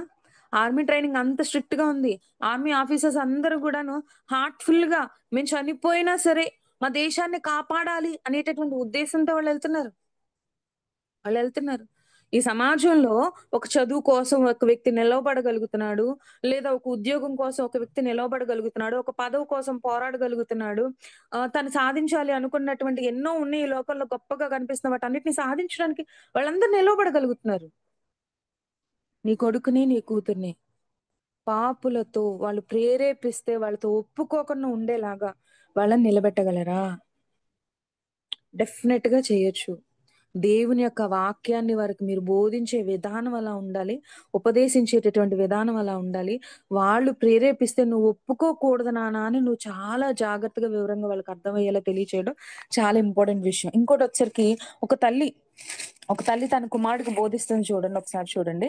సామెతల గ్రంథము 31 అధ్యాయం. సామెతల గ్రంథం 31 అధ్యాయం. మొదటి వచనం నుంచి ఇక్కడ మనం చూసుకున్నట్లయితే సామెతల గ్రంథం 31 అధ్యాయం 1 వచనం నుంచి రాజైన లెమూయేలు మాటలు అతని తల్లి అతనికి ఉపదేశించిన దేవోక్తి నా కుమారుడా చూడండి. అతని తల్లి అతనికి ఉపదేశించిన దేవోక్తి ఓకేనా? ఏంటి అంటే నా కుమారుడా నేనేమందును? నేను కన్న కుమారుడా నేనేమందును? నా మ్రొక్కులు మ్రొక్కి కనిన కుమారుడా నేనేమందును? నీ బలమును స్త్రీలకు ఇయ్యకుము. రాజులను నశింపజేయి స్త్రీలతో సహవాసము చేయకుము. రాజుతో చెప్తుంది. ఏంటి? నీ బలాన్ని నువ్వేం చేస్తావంటే నువ్వు స్త్రీలకివ్వకు. నీ బలాన్ని నువ్వు స్త్రీలకివ్వకు. ఎందుకంటే అవేం చేస్తాయి వాళ్ళేం చేస్తారు రాజులను నశింపజేయు స్త్రీలతో రాజులను నశింపజేసి నువ్వొక రాజువి. నువ్వొక రాజువి. నువ్వున్నటువంటి స్థాయి ఏంటి? నువ్వున్నటువంటి స్థితేంటి? నువ్వు ఉండవలసినటువంటి విధానం ఎలా ఉండాలి? అటువంటి నువ్వు గనక స్త్రీలకి నీ బలాన్ని ఇచ్చేసావనుకో నశింపజేసేస్తారయ్యా. నువ్వెంత పెద్ద రాజువైనా సరే, నువ్వు నశించిపోయేటటువంటి అవకాశం ఉంటది కాబట్టి అట్‌లీస్ట్ వాళ్ళతో అసలు సహవాసం చేయొద్దు. ఫ్రెండ్‌షిప్ కూడా చేయొద్దు. వాళ్ళకి దూరంగా ఉండు. ఓకేనా? నెక్స్ట్ ద్రాక్షారసము త్రాగుట రాజులకు తగదు. రాజులకు తగదు. ద్రాక్షారసము త్రాగుట రాజులకు తగదు. లెమూయేలు అది రాజులకు తగదు. ఎందుకంటే మద్యపానాసక్తి అధికారులకు తగదు. త్రాగిన ఎడల వారు కట్టడలను మరుతురు. దీనులకందరికి అన్యాయము చేయుదురు. ఒకవేళ మద్యపానాన్ని స్వీకరించావనుకో ఏమైపోతావో తెలుసా? కట్టడను మర్చిపోతావు. మర్చిపోయి దీనులకు అన్యాయం చేసేటటువంటి అవకాశం ఉంటది. నువ్వొక రాజువి. నువ్వు న్యాయం చేయాలా? అన్యాయం చేయాలా? న్యాయం చేయాలి. ఎప్పుడు నువ్వు అన్యాయం చేసే స్థితిలోకెళ్ళిపోతావు? నువ్వు ద్రాక్షరసానికి బానిసవైపోయావనుకో. అన్యాయం చేసే పరిస్థితికెళ్ళిపోతావు. నువ్వెప్పుడు నశించిపోయే స్థితికెళ్ళిపోతావు. స్త్రీలకు నీ బలాన్ని ఇచ్చావనుకో, వాళ్ళతో నువ్వు సహవాసం చేసేసావనుకో, నువ్వు నశించిపోయేటటువంటి స్థితికి వెళ్ళిపోతావు. నెక్స్ట్ ఎనిమిదో వచనం. మూగవారికిని, దిక్కులేని వారికందరికిని న్యాయము జరుగునట్లు నీ నోరు తెరువుము. నీ నోరు తెరిచి న్యాయముగా తీర్పు తీర్చుము. దీనులకును, శ్రమపడు వారికిని, దరిద్రులకును న్యాయము జరిగించుము. ఏం చేయాలో చెప్తున్నారు. ఏం చెయ్యకూడదో పైన 2 చెప్పారు. అవునా? ఇదిగో నువ్విలా చేసావనుకో దానివల్ల కలిగే నష్టం ఇది. నువ్విలా ద్రాక్షరసం తీసుకున్నావనుకో దానివల్ల కలిగేటటువంటి నష్టం ఇది. ఒక రాజుగా నువ్వేం చేయాలి అంటే నాన్న, మగవారికి కానీ, దిక్కులేని వారికి కానీ నువ్వు న్యాయం జరిగించాలి. దానికోసం నువ్వు నీ నోరు తెరవాలి. వాళ్ళకి నువ్వు న్యాయంగా తీర్పు తీర్చాలి. దరిద్రులకి నువ్వు న్యాయం జరిగించాలి. దీనులకి, శ్రమపడు వారందరికీ కూడా న్యాయం అంటే ఒక రాజుకు ఉండవలసినటువంటి బాధ్యతలను ఆమె గుర్తు చేస్తుంది. ఒక రాజుగా ఉన్నటువంటి నువ్వు నీ బాధ్యతలు ఎప్పుడు మర్చిపోతావు అన్న విషయాన్ని కూడా తెలియజేస్తుంది. ఒక తల్లి. అవునా? అంటే ఇప్పుడు మీరు ఆలోచించండి. ఇప్పుడెక్కడ రాజులున్నారండి, ఈ విషయాలు మేమెక్కడ అలా కాదు. ఇక్కడ మీ ఈ సందర్భంలో ఆలోచించాల్సిన విషయం ఏంటి అంటే, ఒక రాజుకు తగినట్లుగా ఆమె అక్కడ బోధ చేస్తుంది. ఒక రాజుకు తగినట్లుగా ఆమె అక్కడ బోధ చేస్తుంది. నువ్వు కూడా నీ సమాజంలో నీ కొడుకు ఎదిగేటటువంటి లేదా నీ కుమార్తె ఎదుగుతున్నటువంటి పరిస్థితులకు అనుగుణంగా నువ్వుంటున్న నీ ఫ్యామిలీ మెంబర్స్‌లో చాలా మంది రక్షణ పొందకపోయుండొచ్చు. వాళ్ళ విధానం కానీ, పద్ధతి కానీ, మాట తీరు గాని బాగుండకపోయుండొచ్చు. మరి అలాంటి వాళ్ళ మధ్య నీ పిల్లలు పెరుగుతున్నప్పుడు నువ్వు వాళ్ళకి ఎలాంటి బోధన చేయాలి? ఎలాంటి ఉపదేశం చేయాలి? "ఏయ్! బైబిల్ చదువు. ఏయ్! ప్రార్థన చెయి." ఇది కాదండి ఉపదేశం అనగానే. అర్థమైందా? ప్రార్థన చేసుకో, బైబిల్ చదువుకో, దేవుడే దిక్కు మనకి. ఇదొక్కటే ఉపదేశం అనుకుంటే అది పొరపాటు. బోధ అంటే, ఉపదేశం అంటే అది కాదు. ఆమె చెబుతుంది, తల్లి చెబుతుంది. తన పరిస్థితిని బట్టి, కుమారుని స్థితిగతులను బట్టి, కుమారుని యొక్క స్థాయిని గుర్తు చేస్తూ, నువ్వు ఈ స్థాయిలో ఎలా ఉండాలి అంటే, ఇలాగే ఉండాలి. అది నీ స్థాయి. నువ్వు దాన్ని దిగజార్చుకోక. దాని నుంచి నువ్వు దిగిపోబాక. దానివల్ల నువ్వు ఇలాంటి ఇబ్బందులు ఎదుర్కోవాల్సొస్తది. నీ స్థాయిని నువ్వు పోగొట్టుకోవాల్సొస్తది అని చెప్తుంది. అంటే నీ కుటుంబంలో ఉన్న పరిస్థితులను బట్టి, లేదా వాళ్ళు చదువుతున్న స్కూల్లో ఉన్న పరిస్థితులను బట్టి, లేదా వాళ్ళు వెళ్తున్న కాలేజ్‌కెళ్తున్నటువంటి పరిస్థితులను బట్టి, నీ చుట్టూ ఉన్నటువంటి సమాజం యొక్క పరిస్థితులను బట్టి, వాళ్ళ ఫ్రెండ్స్‌ని బట్టి అబ్బా! ఉపదేశం చేయాలి అంటే అంత ఈజీ అంటారా ఇప్పుడు చెప్పండి? అంత ఈజీ అంటారా? కానీ ఒక్క విషయం చెప్పనా? చుట్టూ ఉన్నటువంటి పరిస్థితుల్ని బట్టి, నీ కుమార్తెకి గాని, నీ కుమారుడికి గాని ఉపదేశించగలిగేటటువంటి శక్తి సామర్థ్యం ఎవరికి ఉంది అంటే, కేవలం నీకే. ఎందుకు నీకే ఉంది అని చెప్తున్నాను అంటే, నీ కడుపులో పడింది మొదలుకొని ఎవరు గమనిస్తున్నారు వాళ్ళని? నువ్వు గమనిస్తున్నావు. వాళ్ళ నడక, వాళ్ళ పడక, వాళ్ళు చూసే విధానము, వాళ్ళు నడిచే విధానం, వాళ్ళు మాట్లాడే విధానం, వాడికెప్పుడు కోపమొస్తదో నీకు తెలుసు. ఎప్పుడు అలుగుతారో నీకు తెలుసు. ఎందుకు వాళ్ళు నీ మీద కోప్పడతారో నీకు తెలుసు. అవునా గాదా? ఎందుకు వాళ్ళు నీ మీద కోప్పడతారో తెలుసు. ఎప్పుడు వాళ్ళు భోజనం చేయనంటారో, ఏ కారణం చేత వాళ్ళు భోజనం చేయనంటారో నీకు తెలుసు. వాళ్ళకి సంబంధించినటువంటి ప్రతి విషయంలో కూడా వాళ్ళకి చాలా దగ్గరగా ఉండి వాళ్ళ హృదయాన్ని బాగా తెలుసుకున్నటువంటి వ్యక్తి ఎవరు అంటే తల్లనే చెప్పాలి. సో, వాళ్ళ హృదయాలు ఎరిగినటువంటి వాళ్ళుగా వారి చుట్టూ ఉన్న పరిస్థితుల్ని బట్టి వారి హృదయంలో ఏ మాటలైతే ఎలా చెబితే వారికి అర్థమవుతదో నువ్వు బాగా ఆలోచించుకుని చాలా జాగ్రత్తగా వారికి ఆ మాటలు తెలియచేయాలి. అలా నువ్వు ఉపదేశించగలగాలి. అలా నువ్వు బోధించగలగాలి. అప్పుడు, అప్పుడు నీ ఉపదేశానికి ఫలితం ఉంటుంది. నీ బోధకు ఉపయోగం ఉంటుంది. అలా కాకుండా నేర్చుకుంటావా లేదా? ఎందుకురా దేవుడికింత వ్యతిరేకంగా మారిపోతున్నావు? ఎందుకు దేవుడిని కలిగినటువంటి మనం ఎలా ఉండాలి? ఎలా చేయాలి? నువ్వు ఎలా తయారైపోతున్నావు? నువ్వెలా ఉండాలని నేను ఆశపడ్డాను. నువ్వెలా ఎదగాలని నేను కోరుకున్నాను. కానీ నీ పరిస్థితి ఏంటి? నీ స్థితి ఏంటి? నువ్వెందుకిలా ఉపదేశించమన్నాడు. బోధించమన్నాడు. పరిస్థితులను బట్టి, స్థితిగతులను బట్టి ఒక తల్లి చక్కగా బోధిస్తుంది. సో, మనం గూడా బోధించాలి. ఇంకా వాళ్ళకెలాంటి విషయాలు బోధించాలి? సామెతల గ్రంథం 3వ అధ్యాయం. సామెతల గ్రంథం 3వ అధ్యాయం. ఇక్కడ మనం బోధించేటప్పుడు తీసుకోవాల్సినటువంటి జాగ్రత్త ముందు చదివిన దాంట్లోనే ఇక్కడ గూడా మనకి కనిపిస్తూ ఉంటుంది. ఏంటి అంటే చూడండి సామెతల గ్రంథం 3వ అధ్యాయం మొదటి వచనం నుంచి నా కుమారుడా నా ఉపదేశమును మర్చిపోవద్దు. నా ఆజ్ఞలను హృదయపూర్వకంగా గైకొనుము. ఓకేనా? నా ఆజ్ఞలను హృదయపూర్వకముగా గైకొనుము. అవి దీర్ఘాయువును, సుఖజీవముతో గడుపు సంవత్సరములను, శాంతిని నీకు కలుగచేయును. ఇక్కడ దేవుని జ్ఞానం గురించి లేదా దేవుని యొక్క మాటల గురించి మనం తీసుకున్నట్లయితే, దేవుని యొక్క ఆజ్ఞల్ని, దేవుని యొక్క దేవోక్తిని ఏదైనా సరే హృదయపూర్వకంగా ఏం చేయాలి పిల్లలు ఎప్పుడు గూడా గైకొనాలండి. గుర్తుపెట్టుకోండి. మీ పిల్లలు, మా పిల్లలు ఎవ్వరైనా సరే పిల్లలందరూ కూడాను దాన్ని ఇష్టపూర్వకంగా చేసేలా చేయవలసిన బాధ్యత మన మీద ఉంది. వాడు కాకరకాయ కూర తినడు. కానీ నువ్వేం జేస్తావు? కాకరకాయని రకరకాలుగా వండుతావు. వాడు తినటం కోసం. ఎందుకు? వాడికి ఇష్టం లేని దాన్ని గూడా ఇష్టమయ్యేలా మార్చడానికి నువ్వు పడే పాట్లు చూడు. క్యారెట్ తినడు. క్యారెట్‌తో హల్వా చేస్తే తింటాడు. అలా గూడా తినట్లా. బనానా తినరు. బనానాతో కేక్ చేసేస్తే తినేస్తారు. అంటే ఏంటి అంటే వాడికి ఇష్టం లేనటువంటిది అయినా వారికి ఆరోగ్యాన్ని కలుగనిచ్చేది అయితే ఎన్నో మాటలు చెప్పి, ఎన్నో ప్రయత్నాలు చేసి, ఎన్నో బొమ్మలు చూపించి అవసరమైతే మనమే ఒక బొమ్మగా మారి వాళ్ళకి నేర్పిస్తాం, అలవాటు చేస్తాం, తినిపిస్తాం. అవునా కాదా? అయితే దేవుని యొక్క మాటలు వాళ్ళు హృదయపూర్వకంగా గైకొనేలాగా, పాటించేలాగా వాళ్ళు చేయగలగాలండి. అలా చేయగలిగేలా మనం వాళ్ళని ట్రైన్ చేయగలగాలి. అది చాలా ముఖ్యమైనటువంటి విషయం. ఒక పేరెంట్‌గా మనం తీసుకోవాల్సిన జాగ్రత్త అదే. ఇష్టపూర్వకంగా బైబిల్ చదువుతున్నాడా? ఇష్టం లేకుండా బైబిల్ చదువుతున్నాడా? ఇష్టపూర్వకంగా ప్రార్థనకొస్తున్నాడా? ఇష్టం లేకుండా ప్రార్థనకొస్తున్నాడా? ఇష్టపూర్వకంగా పాటలు పాడుతున్నారా? ఇష్టం లేక పాటలు పాడుతున్నారా? నీ ప్రెషర్ వల్ల లేదా నీ ఒత్తిడి వల్ల నువ్వు పెట్టేటటువంటి నువ్వు శిక్షిస్తావనో, నువ్వు భయపెడతావనో దీని వలన ఒత్తిడి వల్ల వాళ్ళు దేవుని దగ్గరకొచ్చారనుకోండి, ఏదో ఒక రోజు దాన్ని పక్కన పెట్టేసి వాళ్ళు దేవుడిని విడిచి వెళ్ళిపోతారు. కానీ హృదయపూర్వకంగా దేవుని దగ్గరకొచ్చారనుకోండి అస్సలు ఎళ్ళడం అన్నది జరగదు. నిలబెట్టేసినోళ్ళం అయిపోతాం అంతే మనం వాళ్ళని అలా నిలబెట్టేసినోళ్ళం అయిపోతాం. అయితే మరలా నిలబెట్టాలంటే ఎలాగూ? అంతే గదా! మనకి ఉంటుంది. మన పిల్లలు దేవుళ్ళో అలాగ నిలబడిపోవాలి అంతే. అస్సలు సాతాను వచ్చి ఎన్ని టెస్టులు పెట్టినా సరే, వాడికే విసుగొచ్చి ఎళ్ళిపోవాలి తప్ప, నా పిల్లలు మాత్రం ఎవరెస్ట్ మీద ఉండాలి దేవుడి దృష్టిలో. ఇదే గదా మన ఆలోచన, మన ఆశ గూడాను. మరి అలా చేయాలి అంటే హృదయపూర్వకంగా వాళ్ళు గైకొనాలి అంటే ఏం చేయాలి? అదే కింద చెప్పినట్టు చూడండి గైకొనుము. అవి దీర్ఘాయువును, సుఖజీవంతో గడుపు సంవత్సరములను, శాంతిని నీకు కలుగజేయును. నాన్న హార్ట్‌ఫుల్‌గా గైకొన్నావనుకో, హార్ట్‌ఫుల్‌గా చెప్పింది చెప్పినట్టుగా చేశావనుకో, నువ్వు చక్కగా బతుకుంటావు. అంతేనా?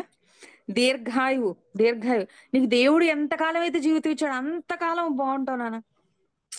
ఇదిగో హిజ్కియా అని ఒకాయనున్నాడు. చక్కగా దేవుడికి నచ్చినట్టుగా బతికాడు.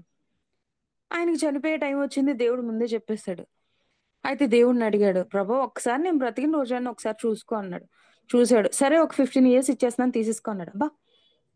అనుకున్న దానికన్నా అంటే దేవుడు ఇచ్చిన దానికన్నా ఇంకా పెంచాడు. ఎందుకు? ఎందుకు? ఒక్కసారి ఆయన చేసిన ప్రార్థన ఏంటి అంటే, "నేను బ్రతికిన సంవత్సరం అంతా ఒకసారి చూడేయి" అన్నాడు. దేవుడు చూసాడు. ఓకే. వెరీ గుడ్ బావుంది. ఇచ్చేసాను. ఒకవేళ బాగోకపోతే? నువ్వు బ్రతికేటటువంటి విధానం, నువ్వు నడుచుకునే విధానం బాగోకపోతే ఏమైపోతది పరిస్థితి? దీర్ఘాయువు కాదు గదా! ఉన్న ఆయువు గూడా అర్ధాయుష్షు అయిపోతది. చెప్పాలి మనం వాళ్ళకి అర్థమయ్యేలా చెప్పాలి. దీర్ఘాయువు, ఆ దీర్ఘాయువులో నువ్వెలా ఉండాలి? సుఖంగా ఉండాలి. ఈ రోజుల్లో ప్రతి మనిషి కోరుకునే లైఫ్ ఇదే. ఎందుకంటే ప్రతి ఒక్కళ్ళ లైఫ్‌లో సుఖం గాని, శాంతి గాని లేదు. వాళ్ళందరూ అనుకుంటున్నారు డబ్బుంటే సుఖముంటుంది, ఉద్యోగం ఉంటే సంతోషం ఉంటుంది, లేదా అదుంటే, ఇదుంటే అని అనుకుంటున్నారు. బట్ ఏంటి అంటే, నీ జీవితంలో దీర్ఘాయుష్షు, సుఖము, సంతోషము, శాంతి కావాలి అంటే, నువ్వు దేవుని యొక్క ఆజ్ఞల్ని హృదయపూర్వకంగా నడుచుకుంటేనే, వాటిని పాటిస్తేనే, ఇవి నీ జీవితంలో జరుగుతాయి. ఇవి నీ జీవితంలో జరుగుతాయి. క్యారెట్ తినమ్మా ఆరోగ్యానికి మంచిది అంటారు. ఎందుకు తినాలమ్మా? అని అడుగుతారు. ఆరోగ్యానికి మంచిదమ్మా. ఆరోగ్యానికి మంచిదంటే ఏంటి? ఇగో క్యారెట్‌లో విటమిన్ ఏ ఉంటది. ఇదిగో నీ జుట్టు ఊడిపోతుంది గదా! ఊడిపోకుండా ఉండాలనుకో నువ్వేం తినాలి? క్యారెట్ తినాలి. తినలేదనుకో ఏమవుతది? ఊడిపోతది. కళ్ళు మసకొచ్చేస్తున్నాయి అంటున్నావు కదమ్మా! క్యారెట్ నువ్వు తినలేదనుకో కళ్ళు పోతాయి. క్యారెట్ నువ్వు తిన్నావనుకో చూపు బాగా కనిపిస్తది. అంటే ఏంటి? దానివల్ల కలిగే మేలు, అది నువ్వు చేయకపోతే కలిగే నష్టం 2 చెప్తున్నట్టు. అవునా గదా! ఫుడ్ విషయంలో అవనివ్వండి, లేదా క్లోత్స్ విషయంలో అవనివ్వండి, కొన్ని కొన్ని బట్టల విషయంలో కూడాను. పిల్లలు ఇవే కావాలి అని పట్టుబడుతూ ఉంటారు. కానీ అప్పుడు మనం చెప్తూ ఉంటాం, నాన్న ఇది సమ్మర్ ఈ టైంలో నువ్వు ఇలాంటి బట్టలు వేసుకోవడం వల్ల నీ బాడీ అంతా గూడా బాగా ఇబ్బంది పడిపోతూ ఉంటది. నువ్వు చాలా అన్‌కంఫర్టబుల్‌గా ఫీల్ అవుతావు. సో, నీకు బెస్ట్‌గా ఉండేది ఏది అంటే ఇది. అంటే దానివల్ల కలిగేటటువంటి మేలు, కలిగేటటువంటి కీడు వివరించగలుగుతున్నామంటే, వారికి సంబంధించిన అన్ని విషయాలను వివరించగలుగుతున్నాం కానీ, వారు దేవుని యొక్క మాటలు నేర్చుకోవడంలో వాళ్ళకి కలిగే మేలు గాని, దాన్ని పాటించకపోవడంలో వాళ్ళకి కలిగేటటువంటి నష్టాన్ని గాని మనం పూర్తిగా వివరంగా చెప్పలేకపోతున్నాం. అక్కడ మనం ఫెయిల్ అయిపోతున్నాం. సో, పిల్లలు ఏదైనా సరే ఫస్ట్ వాళ్ళు హృదయపూర్వకంగా గాయకొనాలి. వాళ్ళు హృదయపూర్వకంగా గాయకొనాలి అంటే, దానివల్ల కలిగేటటువంటి మేలేంటి? అది నువ్వు చేయకపోతే కలిగేటటువంటి కీడేంటి అన్నది కూడా తెలియాలి. కింద కంటిన్యూయస్‌గా చదువుకుంటూ వెళ్తున్నాను చూడండి. సామెతల గ్రంథం 3వ అధ్యాయం 3వ వచనంలో, "దయను, సత్యమును ఎన్నడూ నిన్ను విడిచిపోనీయకము. వాటిని కంఠభూషణములుగా ధరించుకొనుము. నీ హృదయము అను పలక మీద వాటిని వ్రాసికొనుము. అప్పుడు దేవుని దృష్టి యందు, మానవుల దృష్టి యందు నీవు దయనుంది మంచివాడవు అనిపించుకొందువు." ఎప్పుడు? నువ్వు చేసేటటువంటి పనుల వల్ల కాదు నాన్న. ఇదిగో చూడు. దయ, సత్యం ఎన్నడూ నిన్ను విడిచిపోకూడదు. వాటిని నువ్వెలా ధరించుకోవాలంటే కంఠభూషణాలు ధరించుకున్నట్టుగా ధరించుకోవాలి. నీ హృదయం అనేటటువంటి పలక మీద రాసేసుకుంటే అప్పుడు ఏది నువ్వు ఈ పని చేసినప్పుడు దేవుని దృష్టికి, మానవ దృష్టిలో గూడా మంచివాడుగా ఉంటావు. ఓకేనా? నువ్వు దయనుంది మంచివాడుగా కనిపించిన వాళ్ళ దృష్టిలో నువ్వు దయనుందిన వాడవుగా ఉంటావు. అది. దానివల్ల యూజ్ చెప్తున్నారు చూడండి. మళ్ళీ 5 వచనం. "నీ స్వబుద్ధిని ఆధారము చేసుకొనక, నీ పూర్ణ హృదయంతో యెహోవా యందు నమ్మకియుంచుము. నీ ప్రవర్తన అంతటి యందు ఆయన అధికారమును ఒప్పుకొనుము. అప్పుడు ఆయన నీ త్రోవలను సరళము చేయును." చేసిన ప్రతీదీ ఫెయిల్ అయిపోతుందని బాధపడతారు. అవునా? ఏది రావట్లేదని గిల్ట్‌లోకి పిల్లలు ఎళ్ళిపోతూ ఉంటారు. నేనిది చేయలేకపోతున్నాను అనేటటువంటి నిరుత్సాహంలోకి వాళ్ళెళ్ళిపోతూ ఉంటారు. వాళ్ళకి తెలియాల్సిన మాటేంటి అంటే, ఎప్పుడు నా త్రోవలు సరళమవుతాయి? ఎప్పుడు నేను చేసేటటువంటి ప్రతీది కూడా చక్కగా సఫలమవుతూ ఉంటుంది? ఎప్పుడు నేనొక మంచి మార్గంలో వెళ్ళగలుగుతాను అనంటే, నేను నా స్వబుద్ధిని ఆధారం చేసుకోకూడదు. దేవుడి మీద నమ్మకం ఉంచాలి. నా ప్రవర్తన అంతటి మీద గూడా నా ఇష్టానికి కాదు, దేవుని అధికారానికి నేను ఒప్పుకున్నాననుకో, చక్కగా నా త్రోవలన్నీ సరళం అయిపోతాయి. ఎందుకంటే, దేవుడు వాటిని సరళం చేసేస్తాడు. దేవుడు సరళం చేసిన తర్వాత ఎవరైనా అడ్డాలేస్తే ఏముంది జెప్పండి? అంటే ఎవరైనా నీ మార్గంలో నిన్ను ఎదిరించగలిగేటటువంటి పరిస్థితి ఉంటుందంటే ఉండదు. ఎప్పుడు? దేవుడు నీ మార్గాన్ని సరళం చేసినప్పుడు. ఎప్పుడు దేవుడు నీ మార్గాన్ని సరళం చేస్తాడు? ఇదిగో నువ్విలా నడుచుకున్నప్పుడు. 7వ వచనం. "నేను జ్ఞానిని కదా అని నీవనుకొనవద్దు. యెహోవా యందు భయభక్తులు కలిగి చెడుతనమును విడిచిపెట్టుము. అప్పుడు నీ దేహమునకు ఆరోగ్యము, నీ ఎముకలకు సత్తువయు కలుగును." హెల్తీగా ఉండాలనుకుంటున్నావా నాన్న నువ్వు? ఆరోగ్యంగా ఉండాలనుకుంటున్నావా? స్ట్రాంగ్‌గా ఉండాలనుకుంటున్నావా? అయితే ఒక పని జెయి. ఏం జేస్తావు అంటే, నీ జ్ఞానాన్ని నువ్వు ఆధారం జేసుకొని నేనిదే అని నువ్వు అనుకోవద్దు. దేవుడెందు భయము, భక్తి చూపించి ఈ చెడుతనాన్ని విడిచిపెట్టేసేయి. చెడుతనం అనేది నీలో లేకుండా ఉందనుకో, ఆరోగ్యంగా ఉంటావు. చాలా స్ట్రాంగ్‌గా ఉంటావు. ఓకేనా? నెక్స్టొచ్చేసరికి, "నీ రాబడి అంతలో ప్రథమ ఫలమును నీ ఆస్తిలో భాగమును ఇచ్చి యెహోవాను గనపరచుము. అప్పుడు నీ కొట్టలో ధాన్యము సమృద్ధిగా నుండును. నీ గానుగల్లో నుండి క్రొత్త ద్రాక్షరసము పైకి పొరలి పారును." చూడండి. ఇక్కడ చెప్తున్నారు చూడండి.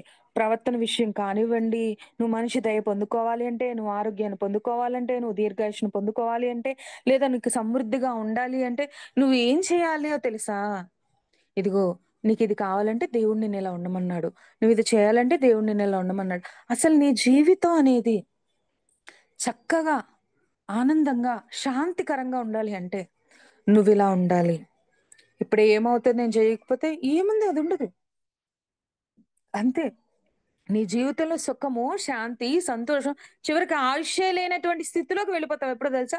నీవు దేవుని యొక్క చెప్పినటువంటి యొక్క మాటలు సరిగ్గా గైకొనకపోతే నీ పరిస్థితి అలా అయిపోతది.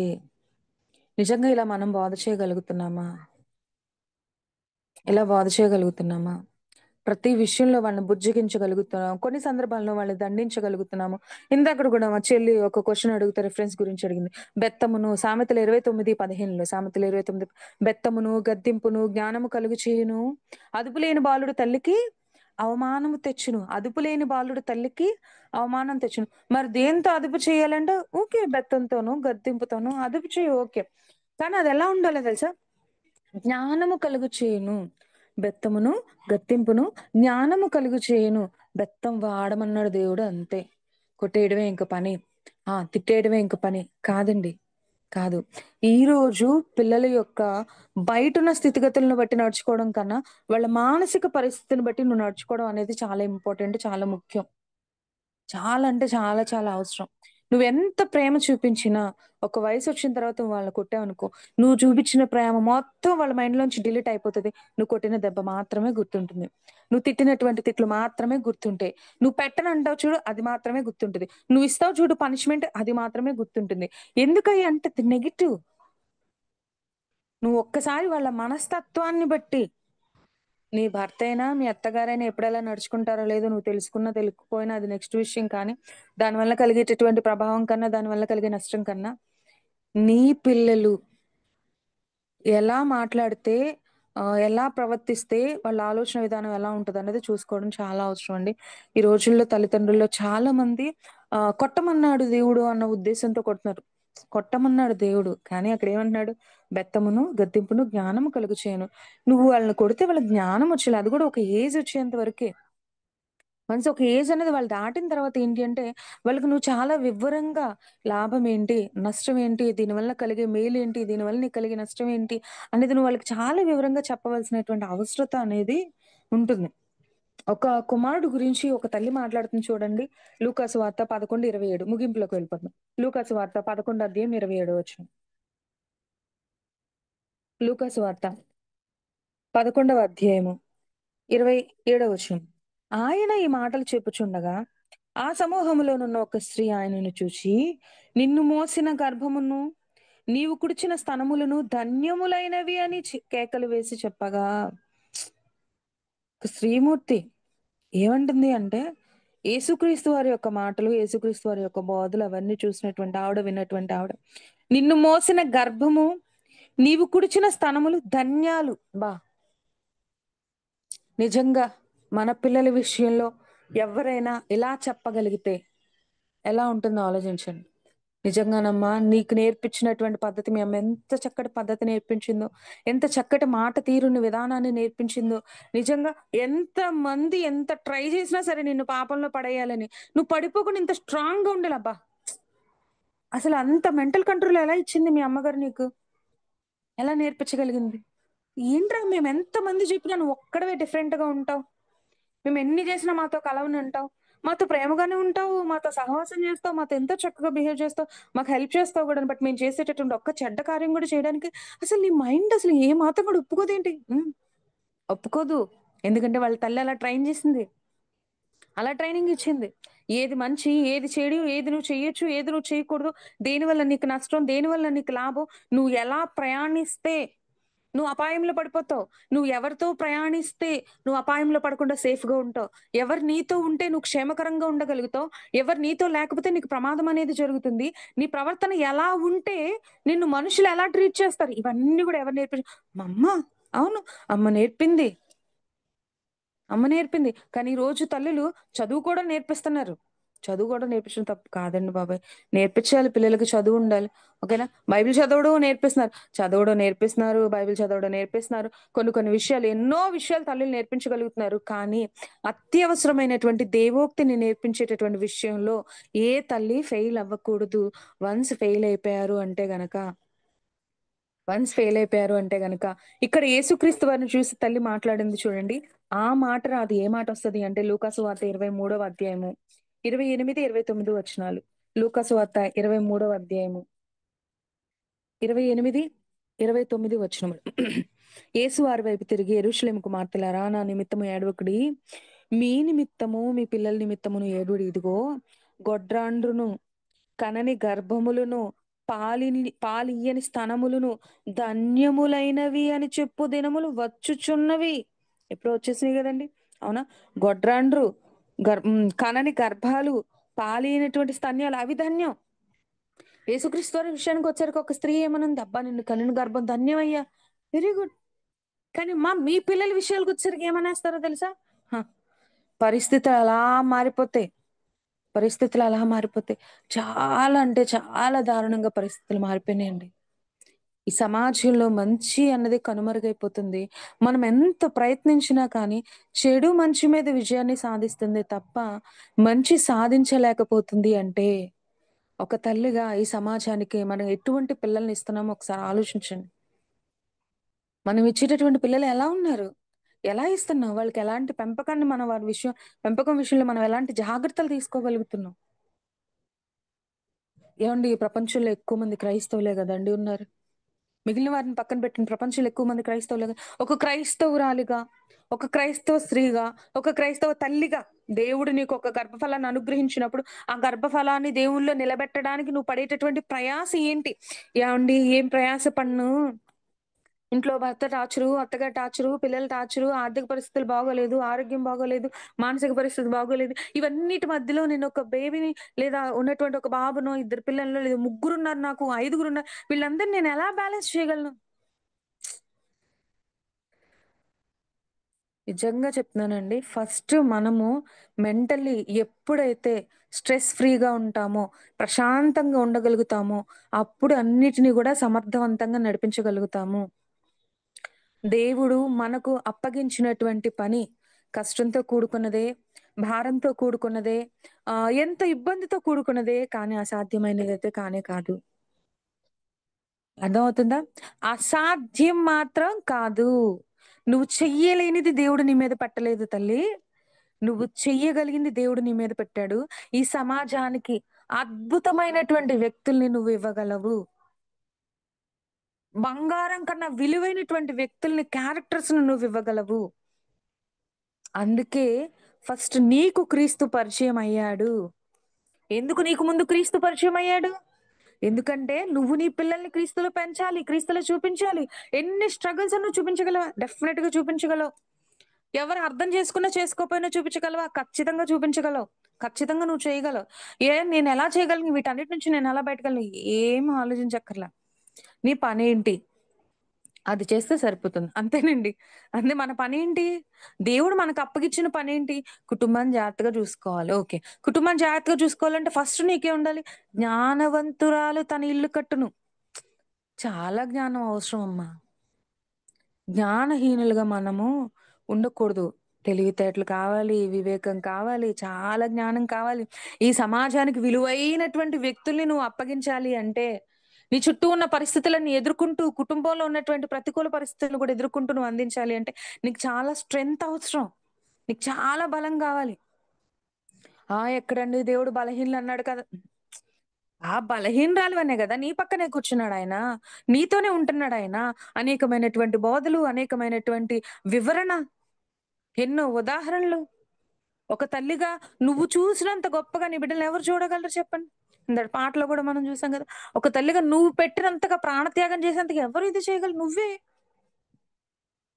సో, పిల్లల్ని దేవునిలో పెంచాలి అంటే ఫస్ట్ వాళ్ళకి నేర్పించాల్సిందేంటి అంటే దేవోక్తి.